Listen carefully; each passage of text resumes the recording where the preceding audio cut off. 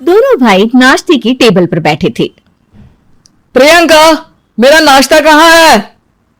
भाभी, मुझे भी ऑफिस के लिए लेट हो रहा है।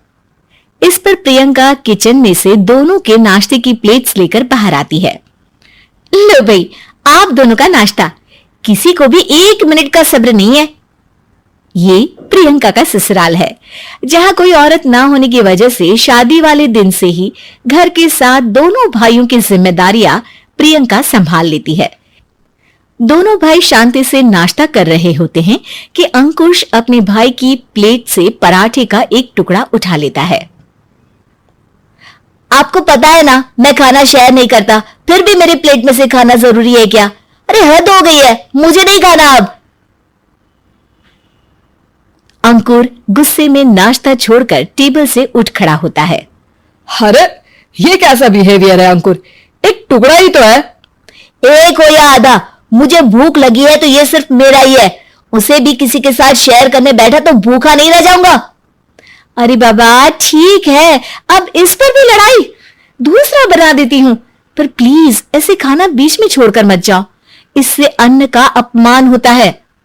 ओ प्लीज भाभी, ऐसी कोई चीज होती ही नहीं है। आपके पास पैसे है, खरीदो और खाओ। अगर नहीं खाया जाए तो फेंक दो। अरे दुनिया में सब यही करते हैं।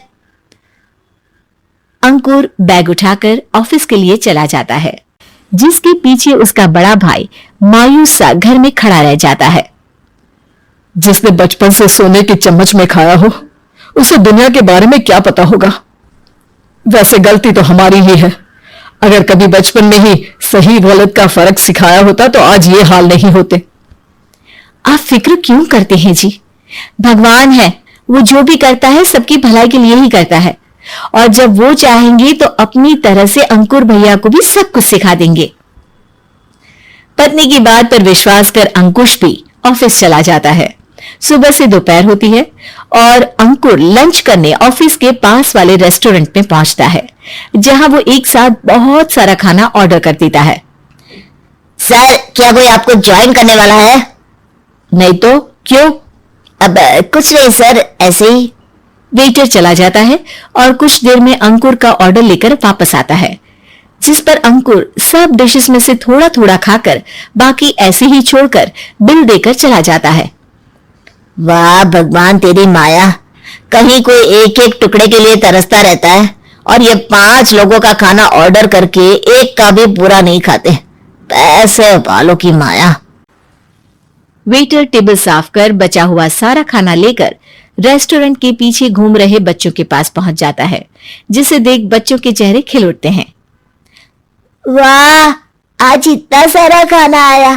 थैंक यू भैया, भगवान आपको खाने की फैक्ट्री बना दे। अगर ये फैक्ट्री मेरी होती तो तुम लोगों को कभी किसी का झूठा बचा हुआ खाना नहीं खाना पड़ता।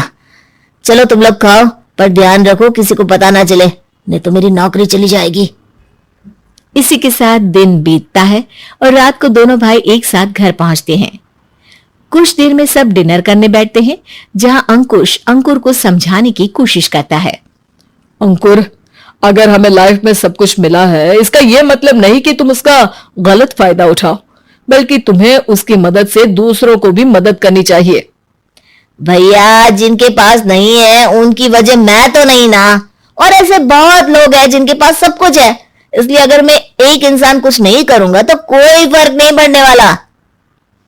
तुम्हारे भैया बस एक चीज समझाना चाहते हैं कि जिस चीज की हमारे पास कमी नहीं है, उसे बर्बाद करने से अच्छा है कि लोगों के साथ शेयर करें। इससे हम सिर्फ सामान नहीं, खुशियां भी बांटते हैं, और इसमें तुम्हारा ज्यादा कुछ तो जाएगा नहीं। भैया भाभी की बात सुन अंकुर कुछ बोले बिना उठकर चला जाता है। इसी तरह दिन बीतते रहते हैं, जिसमें अंकुश और प्रियंका कोशिश तो बहुत करते हैं, पर अंकुर पर किसी भी चीज का कोई असर नहीं पड़ता। एक दोपहर अंकुर सैंडविच खाते हुए सड़क के किनारे चल रहा होता है। तभी उसकी नजर आइसक्रीम वाले पर पड़ती है और वो सैंडविच सड़क किनारे फेंक आइसक्रीम खरीदने पहुंच जाता है। अब इसे कहते हैं जिंदगी का सुख। जैसे ही अंकुर आइसक्रीम लेकर पीछे मुड़ता है तो एक आदमी को सड़क से वही सैंडविच उठाते हुए देखता है। वो आदमी बहुत कमजोर, गरीब, जैसे बहुत दिनों से खाना ना खाया हो वैसा लग रहा था। अंकुर उसके पास जाकर खड़ा हो जाता है।